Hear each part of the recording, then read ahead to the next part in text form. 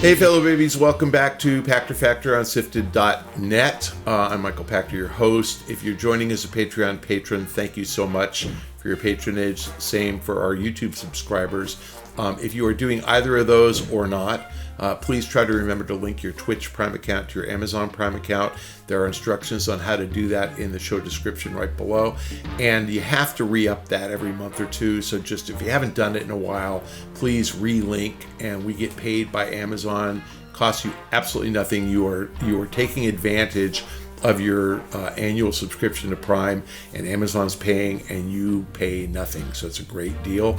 If you're doing neither of those or any of those, follow me on Twitter at Michael Pachter. Follow me on Blue Sky at Michael Pachter. Let's get to today's question from Patreon, from Neo JD.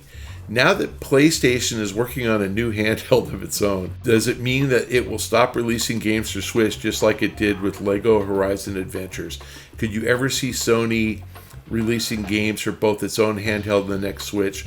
What does this conflict say about PlayStation's forward planning and thinking? I think PlayStation's a mess. I don't think they have the first clue what they're doing.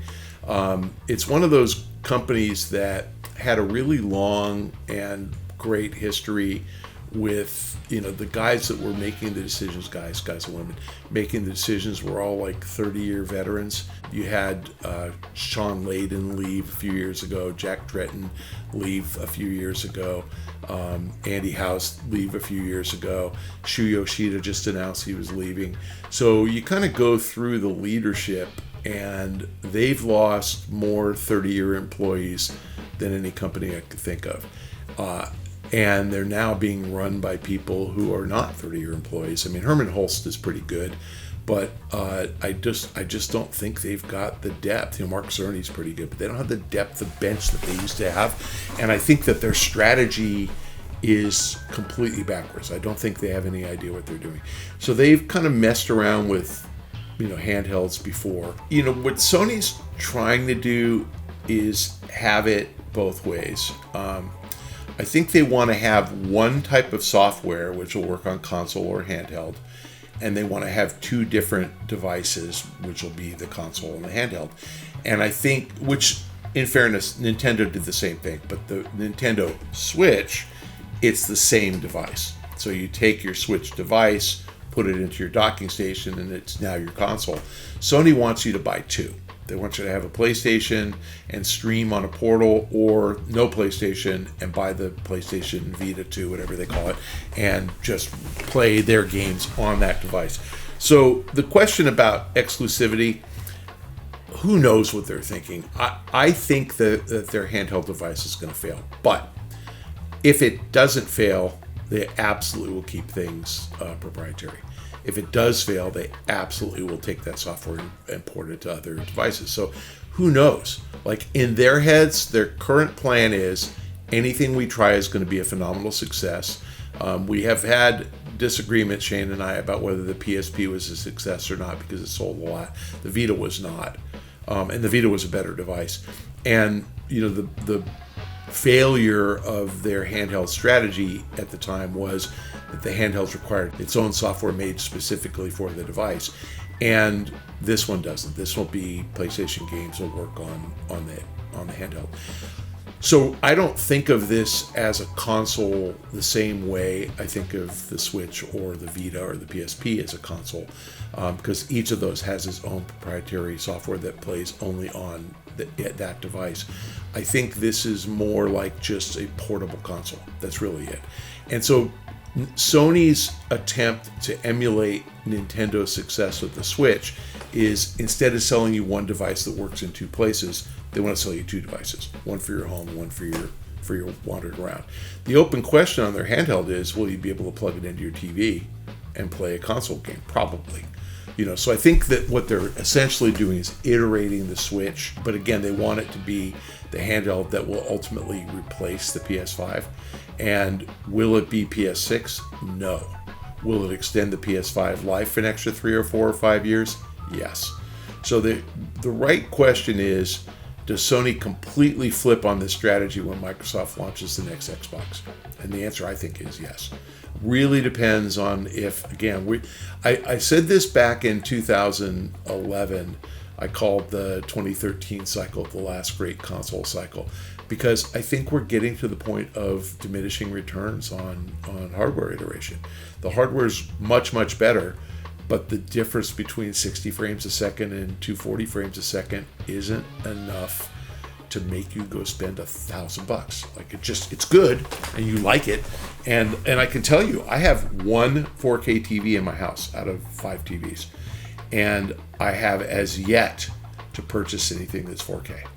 Even when I buy movie downloads, I buy the HD. I don't care. And, do I watch 4K on it? Sure. Netflix is... I don't watch Netflix in 4K because they charge extra. I watch Amazon in 4K because they broadcast in 4K. Do you know that my wife and my kids have watched Amazon movies and Netflix movies on that TV, and no one's ever commented that the Amazon stuff looks better? I actually pay attention and I can tell, but it's because I'm really looking to see the detail. It's so minuscule of a difference. I mean, it's nice, but it's not worth paying extra for. So I think PlayStation Portable will be whatever it's called. That was the PSP. Vita 2 will be a great life extender for PS5. Will those old PS5 games show up on Switch? Probably. Will new PS5 games show up on Switch? Probably not. And again, ask me this in 2 years after Microsoft announced the next Xbox coming out, and we'll see if Sony scraps plans for this thing altogether, and if we see instead that they're going to put all the resources in PS6. I think Sony has no idea what they're doing. I mean, I don't think they have a strategy, and I think that they're haphazard, and I think the management's under pressure for not generating enough profit from the PlayStation division. They've kept the price of PS5 too high for too long, and PS5 Pro too high. I mean, you haven't heard anything about sales of that. It's not blowing out at $800 or whatever the hell it costs. You're not getting a lot of new software, Astrobot, notwithstanding, but not enough. So the pace is slowed, and I think that they're desperate to generate software sales. Their studios are very, very expensive. You saw they shut down the Concord studio. They are freaking. I think they're freaking out. And if they can take existing popular profitable games and make them even more profitable by porting over to the Switch, they should, because that's a giant installed base of people who, unless they own a PlayStation, haven't played any of these games. So I think it's really a smart strategy. Yes, does it contradict their strategy of launching a proprietary handheld? Absolutely. Does that reflect that they have no clue what they're doing? Absolutely. I personally think Nintendo figured out its lane, and they're actually managing in their lane really, really well. Microsoft's all over the place with do they care about consoles or not? They bought Activision. They launched Call of Duty as a Game Pass, first day availability, and then they bragged about the number of Game Pass users, and then under their breath said, maybe that wasn't such a good strategy after all. So everybody has execution missteps. I think Sony's that company. If we don't ever tell anybody exactly what we're thinking or what we're doing, they can't accuse us of doing it wrong. I'm accusing them of doing handheld wrong. They have no idea what they're doing. So if I'm a betting man, the handheld will never come out. They'll cancel it before they get it out, because they'll realize there's no demand for it. And again, what'll switch that is if Microsoft announces a Xbox, 5 or 7 or whatever the next thing's going to be called. If that gets announced before the PlayStation Portable launches, PlayStation Portable will just go, forget it, we can't do this. Now, again, it might be a life extender with just library PS5 titles available. That would be fine. And if it's powerful enough and you can download the game to the device and they don't have to port the game and it works because they have essentially replicated the architecture inside the handheld, great, that may work. But short of that, and again, why bother? Are you going to buy one of those things? Sure, if it's $100 or $200, not 7, 8, who knows what it costs. So I think all these guys are like, well, people pay $1,000 for a phone. Well, not really. I paid $700 for my iPhone. Thanks for joining us on Pachter Factor. If you're a Patreon patron or you are a YouTube subscriber, thank you. Regardless of whether you are paying through one of those subscriptions, it would be great if you could remember to link your Amazon Prime account to link your Twitch Prime account. Amazon pays us for that. You do not get charged. Part of your Prime membership, it's free. You are taking advantage of your Amazon membership to get Shane, funded a bit so he can keep coming to my house and taping these things. So thank you for doing that. If you're doing neither of those, follow me on Twitter at Michael Pachter or on Blue Sky at Michael Pachter. We'll see you next time.